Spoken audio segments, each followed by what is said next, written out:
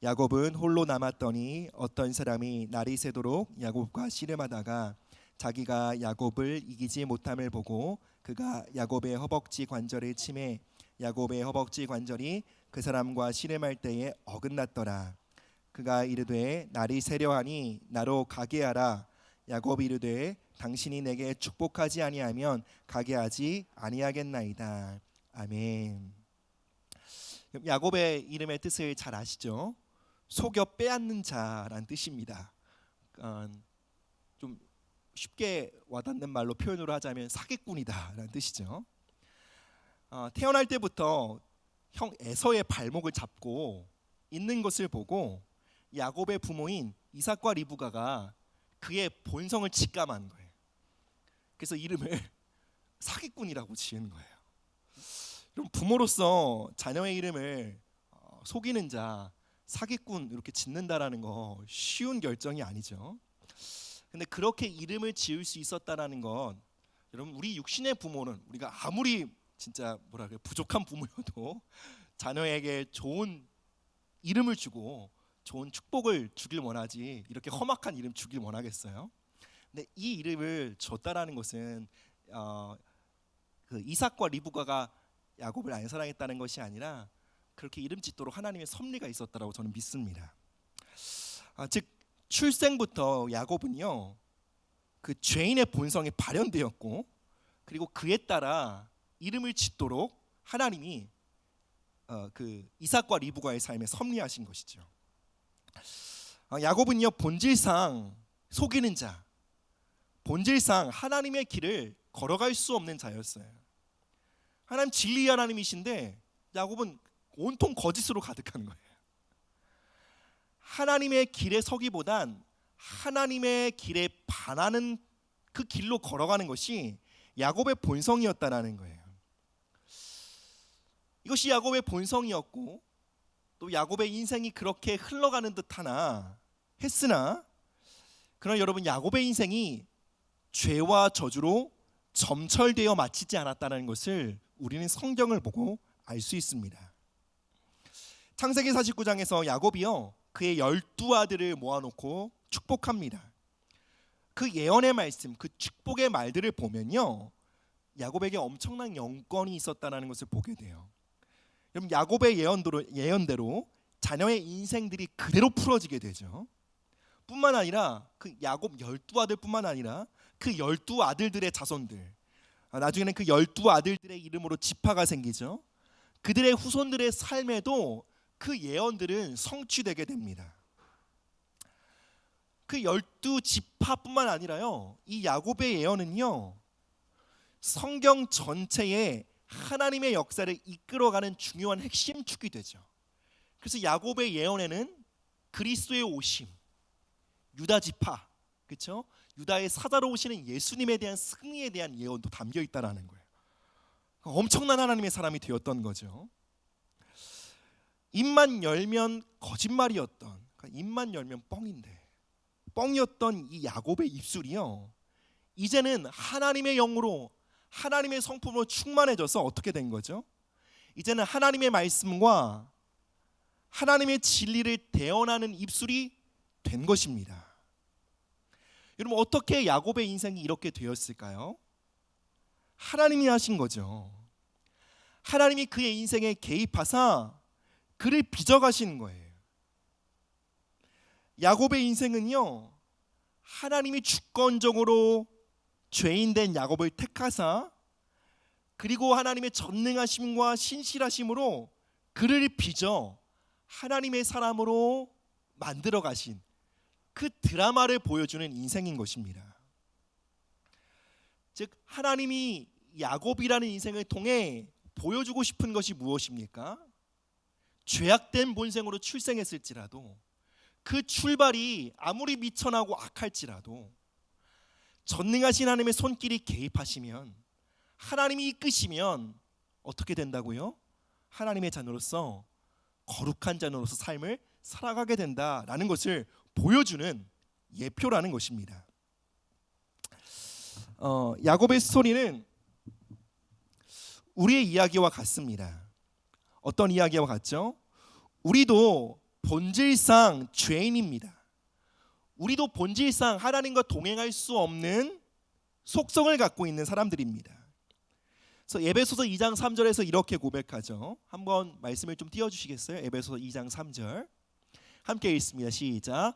전에는 우리도 다 그 가운데서 우리 육체의 욕심을 따라 지내며 육체와 마음에 원하는 것을 하여 다른 이들과 같이 본질상 진노의 자녀이었더니. 본질상 진노의 자녀, 이것이 여러분 우리의 과거의 타이틀이에요. 우리는 본질상 진노의 자녀라는 거예요. 우리는 존재 그 자체로 하나님의 진노를 일으키는 자라는 거예요. 우리도 야곱처럼 사기꾼, 속이는 자, 죄인의 본성을 가지고 이 땅을 태어났다라는 거예요. 그런데 하나님께서 야곱을 택하심 같이 우리를 택하신 거예요. 그리고 야곱의 삶에 개입하여 그를 빚어가심 같이 우리의 삶에 개입하여 우리를 빚어가고 계신 거예요. 이 말이 무슨 말입니까? 우리가 하나님의 손 안에 있다라는 거예요. 전능자의 손이 우리를 붙들고 있다라는 거예요. 그분의 손길이 우리를 다듬어 가고 계시다라는 거예요. 오늘 우리가 함께 읽은 본문은요, 하나님께서 야곱에게 새로운 정체성, 새로운 이름을 부여하시는 장면이에요. 야곱은요, 야복강 나루에서 하나님의 사자와 씨름을 합니다. 하나님과 싸우려고 하는 거죠. 여러분, 죄인의 본성이 얼마나 파괴적입니까? 그 본성은 거짓의 아비 마귀와 똑같은 본성이에요. 여러분, 마귀가 하나님을 대적하죠. 마찬가지로 죄인의 본성을 갖고 있는 우리도요, 하나님과 맞서 싸우려고 합니다. 야곱도 하나님과 씨름했어요. 싸우려고 했어요. 근데 그 싸움에서 하나님께서 야곱의 환도뼈를 박살내신 거예요. 허벅지 관절이죠. 환도뼈는 이 대퇴골이라고 하는데요, 우리 몸의 뼈 중에서 크기가 가장 큰 뼈라고 해요. 왜냐하면 우리 전체의 몸에 그 중량을 받쳐주는 지지대 역할을 하기 때문에 뼈 중에서 가장 크고요. 성경에서 환도뼈라고 하면 그 온몸을 지지하고 있는 뼈이기에 생명과 힘의 근원을 상징합니다. 그래서 환도뼈가 부러지면 사람은 몸을 지탱할 수 없게 돼요. 그로 인해 야곱이 어떻게 되었죠? 절름발이가 되었습니다. 야곱이 하나님과 씨름하고 이렇게 매달려 있는 거예요. 그러다가 하나님이 어떻게 해요? 하나님의 사자가 환도뼈를 딱 쳤죠. 그러니까 몸의 무게가 이제 지탱할 수 없으니까 어떻게 되었을까요? 그대로 꼬꾸러들었겠죠. 그러니까 하나님 품에 바로 이 장면이에요. 이제 야곱이 환도뼈가 부러짐으로 하나님께 온전히 의지한 자로서 삶을 살게 됐다라는 것은요, 이제 그의 자연적 본성으로는 더 이상 한 걸음도 갈 수 없는 인생이 된 거예요. 이전에는 속이고 빼앗는 본성을 의지하며 살아왔어요. 그런데 그 지지대가 깨어지게 된 것이죠. 이제 야곱은 자신의 어떤 그 알량한 지식과 꼼수와 어떤 얕은 수로 살아가는 것이 아니라 누군가에 의지하여, 누군가에 기대어 살아갈 수밖에 없는 존재가 된 것입니다. 그런 존재가 된 야곱에게 하나님의 사자가 이렇게 말합니다. 나로 가게 하라. 이제 내가 가려고 한다. 내가 이제 갈 거다라고 말씀하는 거죠. 이전의 야곱의 삶에는요, 하나님의 임재는 함께 하시면 좋은 거고 없으면 아쉬운 정도의 의미였습니다. 그런데 환도뼈가 위골된 지금, 자신이 의지하던 모든 삶의 기반이 무너진 지금, 자신의 모든 힘의 근원을 상실한 야곱에게는 하나님의 임재는, 하나님의 함께 하심은 생명과도 같은 것이 된 것입니다. 의지할 유일한 소망, 유일한 대상이 된 것이죠. 하나님의 사자가 이렇게 야곱에게 말한 것은 하나님께서 야곱을 떠날 의중을 갖고 있었기 때문이 아니죠. 하나님은 야곱을 한순간도 떠나신 적이 없습니다. 그리고 하나님은요, 야곱에게 내가 너를 결코 떠나지 않을 것이다 라고 창세기 28장 베델에서 야곱과 언약하셨어요. 내가 너를 다시 이곳으로 인도하며 너의 삶을 향해 갖고 있는 나의 선한 계획을 이루기까지 결코 너를 떠나지 않을 거야. 그러니까 이 하나님의 약속에 하나님은 자신의 이름을 거시기 때문에 하나님은 결코 야곱을 떠나지 않으십니다. 그런데도 야곱에게 이런 말씀을 하신 이유가 뭘까요? 이 말은 야곱을 떠보시는 거예요. 야곱을 시험해 보시는 거예요. 내가 너 놓고 가도 돼? 너가 원하면 갈게. 네가 원하면 난 너 놓고 갈게. 야곱의 중심을 지금 시험하고 계신 거예요. 그의 중심에 무엇을 원하고 있는지, 무엇을 갈망하고 있는지를 드러내신 거예요. 하나님의 사자의 그 말이 떨어지자, 나 가도 돼? 이 말이 떨어지자 야곱이 어떻게 말하죠? 나를 축복해 주십시오. 당신의 축복이 없다면 나는 일어설 수가 없습니다.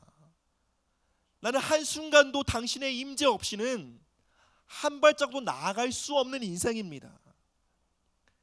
그의 중심에 하나님을 향한 온전한 신뢰, 의지함의 고백이 야곱의 중심으로부터 터지게 된 거예요.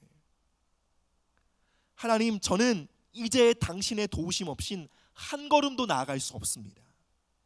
당신의 은혜 없이는 설 수 없는 존재가 되었습니다. 주님, 나를 떠나지 말아 주십시오. 나와 함께 해 주십시오. 라고 고백한 것입니다. 그 다음 구절을 함께 보겠습니다. 창세기 32장 27절 28절 말씀입니다. 제가 27절, 여러분 28절 읽어주세요. 그 사람이 그에게 이르되 내 이름이 무엇이냐? 그가 이르되 야곱이니라.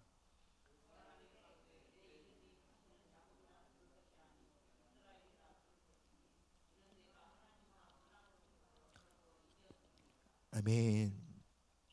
하나님의 사자는요, 대뜸 야곱에게 이름을 묻습니다. 히브리인들에게 이름은 한 존재의 인격, 속성을 대표하는 것입니다. 야곱이 너의 이름은 무엇이냐? 라고 물었을 때 그 질문은 이것과 똑같습니다. 너의 본성이 뭐냐? 너 어떠한 존재냐? 너 어떠한 성품과 어떠한 동력으로 살아가는 존재냐? 라고 물은 거예요. 그 질문 앞에 야곱이 뭐라고 말하죠? 저는 야곱입니다. 저는 속이는 자예요. 저는 본질상, 성품상 빼앗고 갈취하는 자입니다. 저는 죄인입니다. 자신의 본성을 고백했어요. 이 장면은 서로의 이름을 주고받는 통성명하는 장면이 아닙니다. 하나님 앞에 자신의 그 밑바닥을 드러낸 거예요.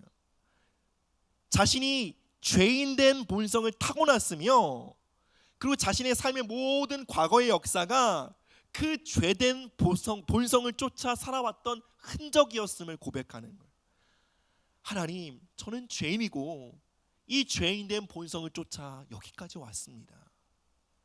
저는 실패자입니다.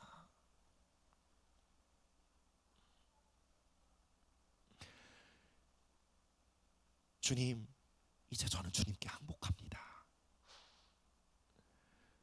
무엇입니까? 하나님께서 드디어 야곱을 완전히 굴복시키신 거예요. 야곱이 이제 하나님께 완전히 항복하게 된 거예요. 여러분, 우리는 죄를 지어서 죄인입니까? 아니면 죄인된 생명과 죄인된 본성을 갖고 있기에 죄인입니까? 여러분, 우리는 죄를 지어서 죄인이라고 생각해요. 아니요. 야곱과 동일하게 죄인된 본성을 갖고 있기에 우린 죄인입니다. 이 절망적인 죄인의 본성이 사람들마다 발현된 정도는 다를 수 있어요. 어떤 사람들은 이 죄인된 본성이 엄청나게 출몰해 있고, 어떤 사람들은 뭐 좋은 환경 가운데 자라왔고, 여러 가지 제재할 수 있는 삶의 어떤 그 가이드라인이 잘 쳐져 있기 때문에, 펜스가 잘 구축되어 있기 때문에 그 죄된 본성이 잘 발현되지 않았을 수 있어요. 그러나 본성상, 본질상 똑같은 것은 우리 모두가 다 같은 이야기인 것입니다. 그 말은 무엇입니까? 하나님의 임재 앞에 주님, 저는 야곱입니다. 저는 속이는 본성을 갖고 있습니다. 저는 죄인입니다. 이 본성대로 살아가다 저는 망하게 되었습니다. 주님, 저를 구원해 주십시오 라고 고백하게 되는 이 장면은, 이 구간은 야곱에게만 해당되는 것이 아니라는 거예요. 모든 믿는 자들이 반드시 통과해야 될 삶의 구간이라는 거예요. 바로 자신의 뿌리가 어떤지, 자신의 삶의 본질이 어떤지 그 고백을 하나님 앞에 드러내는 시간, 그 시간이 우리 모두에게 필요하다는 거예요. 여러분, 믿음의 조상 아브라함은 그래서 하나님께 이렇게 고백합니다. 하나님, 저는 당신 앞에 티끌입니다. 여러분, 티끌이 먼지란 뜻이죠. 재와 같습니다. 하나님, 저는 하나님 붙들어 주시지 않으시면 흩어 날아가는 먼지와 같습니다. 하나님의 능력이, 하나님의 생기가, 하나님의 은혜가 저를 붙잡아 주시지 않으시면 전 한순간 무너지고 마는 재와도 같습니다. 아브라함이 하나님께 이렇게 고백했습니다. 여러분, 왜 믿음의 조상인 줄 아세요? 그가 우리 모든 믿는 자에게 믿음의 본이 되기 때문에 그래요. 그가 걸은 믿음의 여정은 모든 믿는 사람들이 따라 걸어야 할 믿음의 여정이라는 거예요. 우리 모두 야곱처럼, 아브라함처럼 이 고백 위에 서야 되는 것입니다. 주님, 저는 야곱입니다. 죄된 본성을 갖고 태어났습니다. 이 고백 위에 설 때, 하나님의 임재 앞에 이 고백을 가지고 상한 심령으로 나아갈 때, 여러분, 하나님은 우리에게 어떠한 일을 행하십니까? 그때야 하나님은 우리에게 새로운 이름을 부여하십니다. 새 이름을 주신다는 것은 새로운 정체성을 부여하신다는 것, 우리의 삶에 새로운 본성, 새로운 동력을 주입하신다는 뜻입니다. 아까 읽은 본문에 어떻게 말하죠? 그가 이르되 내 이름을 다시는 야곱이라 부를 것이 아니요 어떻게 하리라? 이스라엘이라 하리라. 이스라엘이라 부를 것이다. 여러분, 이스라엘은 무슨 뜻입니까? 하나님이 싸우신다라는 뜻이에요. 또 이런 뜻도 있습니다. 하나님이 친히 싸우도록 하시다. 하나님이 우리를 위해 친히 싸우도록 한다라는 뜻이 이스라엘의 뜻입니다. 여러분, 이것이 하나님이 우리로 이기게 하시는 방식이에요. 바로 이러한 방식이 하나님이 우리를 승리자로 세우는 방식입니다. 어떻게 우리 승리자로 세우세요? 어떻게 우리로 세상을 이기게 하신다고요? 먼저 하나님의 전능하심으로 우리를 이기십니다. 하나님의 전능하심으로 우리를 패배시키세요. 우리의 죄된 본성을 깨트리세요. 우리의 옛 생명을 굴복시키십니다. 우리가 의지하며 살아왔던 모든 것들을 하나님 앞에 패배시키십니다. 그것을 내려놓게 하시는 거예요. 그리고 전적으로 하나님을 의지하게 하십니다. 전적으로 하나님께 의탁하여 살게 하십니다. 전적으로 하나님께 기대어 살게 하십니다. 하나님을 전적으로 의지하며 살게 함으로 하나님 우리를 이기게 하십니다. 그것이 하나님이 우리를 이 땅 가운데서 이기게 하시는 하나님의 방식입니다. 하나님은 우리가 하나님 앞에, 하나님의 전능하심 앞에 전적으로 패배자가 되게 하심으로 승리자가 되게 하십니다. 하나님께 전적으로 통치받게 하심으로 다스리는 자가 되게 하십니다. 하나님 앞에 약해지게 하심으로, 온전히 약해지게 하심으로 강하게 하십니다.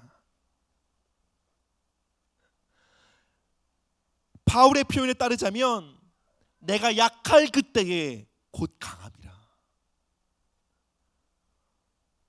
바울이 하나님의 임재 앞에 철저히 자신의 약함을 발견함으로 그는 참으로 강할 수 있었습니다. 여러분, 강하길 원하십니까? 승리하길 원하십니까? 이기길 원하십니까? 영화로운 삶을 살길 원하십니까? 하나님 앞에 먼저 지셔야 합니다. 하나님 앞에 약해지셔야 합니다. 하나님의 통치를 받아들이셔야 합니다. 하나님의 전적으로 의지하는 절름발이가 되셔야 합니다. 그게 하나님이 우리를 승리자로 세우시는 방식이십니다.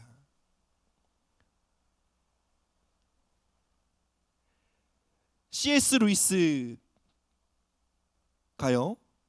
천국과 지옥에 관련된 통찰력을 가지고 쓴 판타지 소설 천국과 지옥의 이혼이란 책이 있어요. 그 책에 한 노인이 이러한 말을 언급하는데 이 책 내용을 제가 발췌해봤습니다. 함께 읽어보겠습니다. 시작. 세상에는 딱 두 종류의 인간밖에 없어. 하나님께 당신의 뜻이 이루어지이다 라고 말하는 인간들과 하나님의 입에서 끝내 그래 내 뜻대로 되게 해주마 라고 말을 듣고야 마는 인간들. 지옥에 있는 자들은 전부 자기가 선택해서 거기 있게 된 걸세. 자발적인 선택이라는 게 없다면 지옥도 없을 거야. 여러분, C.S. 루이스가 뭐라고 말해요? 두 종류의 인간이 있다라는 거예요. 하나님 앞에 패배하는 인생들. 하나님, 나의 뜻이 아니라 주의 뜻을 이루시옵소서. 이런 사람들 어떻게 해야 된다고요? 천국으로 간다라는 거예요. 근데 결국 지옥으로 가고 마는 인생들이 있다라는 거죠. 두 종류의 인생이 있는데 지옥 가는 인생들은 어떻다고요? 하나님이 오히려 이렇게 그래 네 뜻대로 해라, 네 뜻대로 되게 해주마.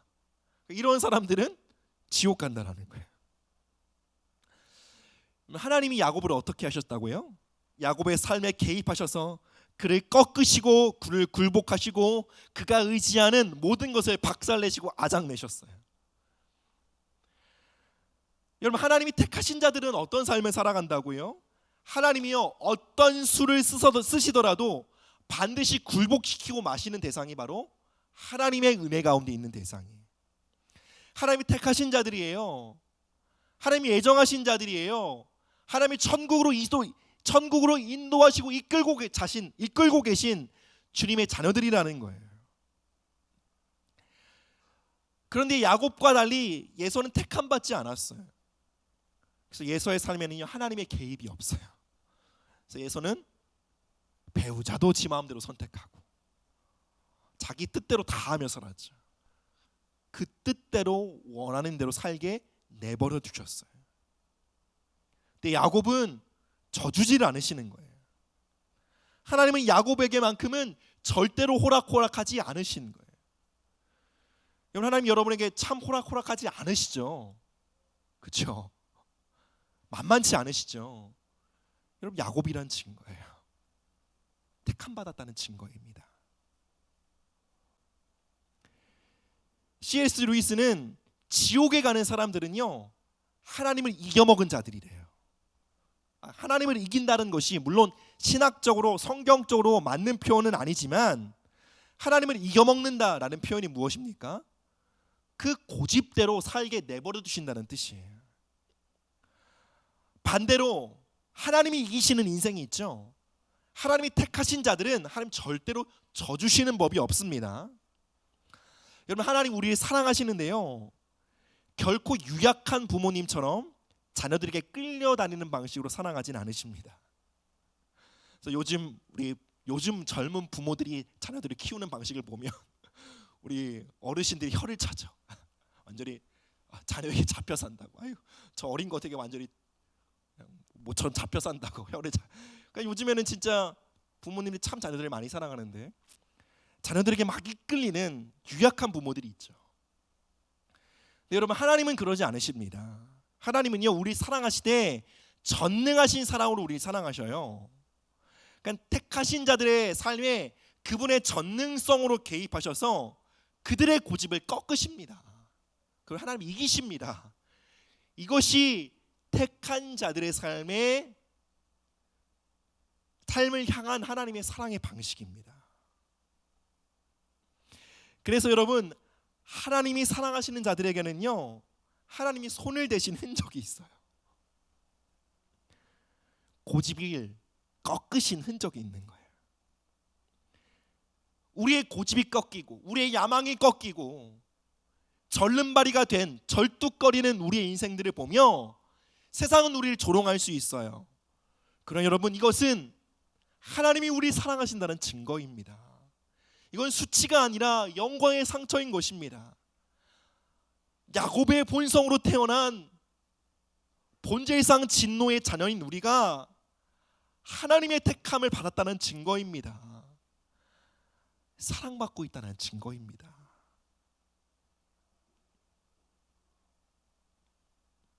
그러나 여러분, 우리 모두가 야곱처럼 산전수전 다 겪어봐야 이 믿음의 길에 서게 됩니까? 그런 것은 아니죠.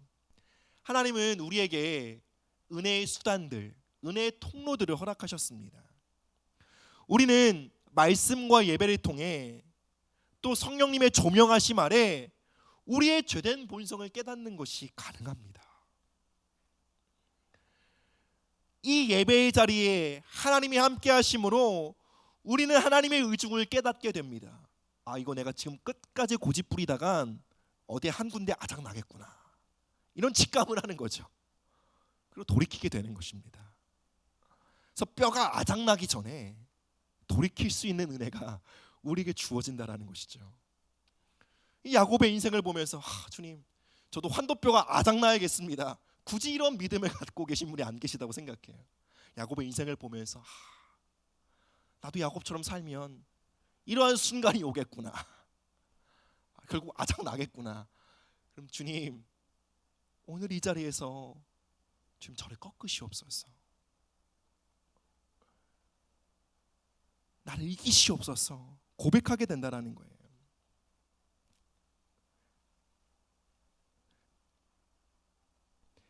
하나님의 은혜의 손길 안에 있는 자들, 또 하나님의 은혜의 자리에 있는 자들은요, 말씀하시고 깨닫게 해주시고 또 여러 은혜의 수단과 통로들을 통해 우리의 마음을 감화시키사 믿는 자들로 하여금 이렇게 고백하게 하신다는 거예요. 하나님, 나를 꺾어주세요. 내 뜻과 내 아집과 내 본성을 꺾어주세요. 하나님, 나를 이기시옵소서. 하나님, 나를 통치하시옵소서. 이렇게 중심을 다해 고백하게 된다라는 것입니다. 마지막 말씀입니다. 베드로전서 5장 6절 말씀입니다. 읽습니다. 시작. 그러므로 하나님의 능하신 손 아래에서 겸손하라. 때가 되면 너희를 높이시리라.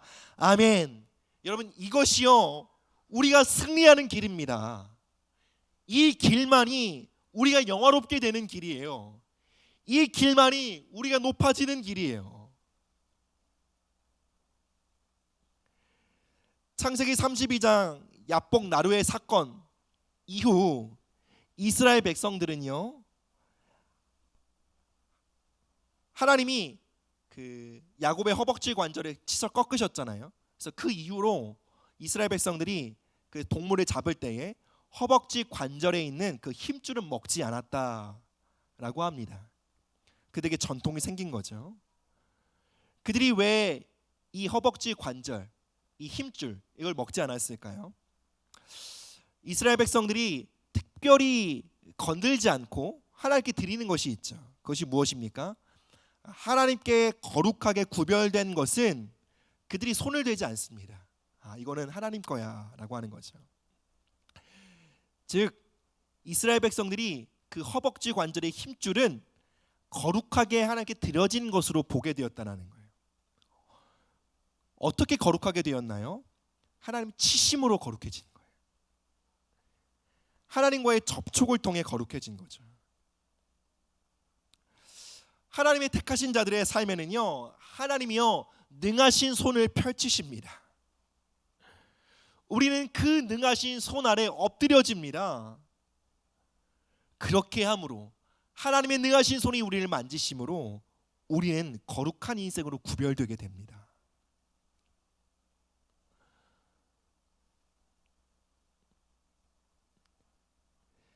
야곱은 자신의 환도뼈가 부러진 자리를, 그 장소를 브니엘이라고 명명합니다. 브니엘은 하나님의 얼굴이란 뜻입니다.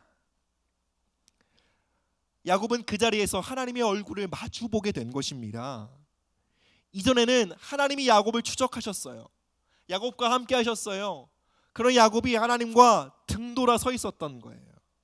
그래서 하나님 말씀하셔도 모르고, 하나님의 의중도 모르고, 하나님의 계획과 부르심도 관심 없이 그저 자신의 삶을 살아가는 데 급급했던 거죠.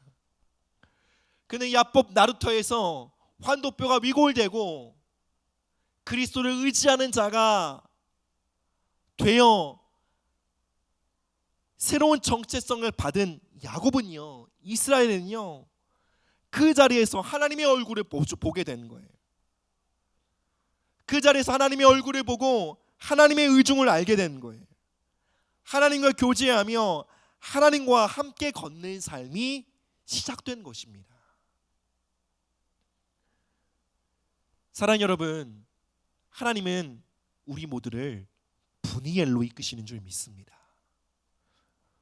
우리가 의지하고 자랑하던 것들이 뿌리 뽑히는 자리, 그리고 하나님을 의지하고 기대어봐 살 수밖에 없는 자리, 이제는 하나님의 얼굴을 마주하고 그 눈빛을 보며 그분의 음성을 듣고 그분의 계획 아래 걷는 삶, 그 분이엘의 자리로 우리 모두를 초청하시고 계신 줄 믿습니다. 주여, 오늘 나의 삶을 당신께 드리오니 주님의 전능하심으로 나를 꺾으시옵소서, 나를 이기시옵소서. 주님, 또 우리의 삶의 그 믿음의 여정에서 참 아팠지만, 참 눈물나게 힘들었지만 나의 고집, 나의 야망을 꺾으셨던, 이기셨던 그 삶의 역사로 인해 감사와 찬양을 드립니다. 나를 야곱에서 이스라엘로 부르고 계신 주님, 오늘 주님 앞에 나의 죄인된 본성, 나의 무능력, 나의 약함, 나의 거짓된 본성을 고백하며 나아가오니 주님, 성령의 능력으로 내 안에 새로운 본성을 주입하여 주시옵소서. 주님의 얼굴을 보며 주님과 함께 걷는 동행하는 인생으로 우리 삶을 일으켜 주시옵소서. 우리는 이러한 믿음의 고백으로 우리 함께 찬양하며 나가시겠습니다.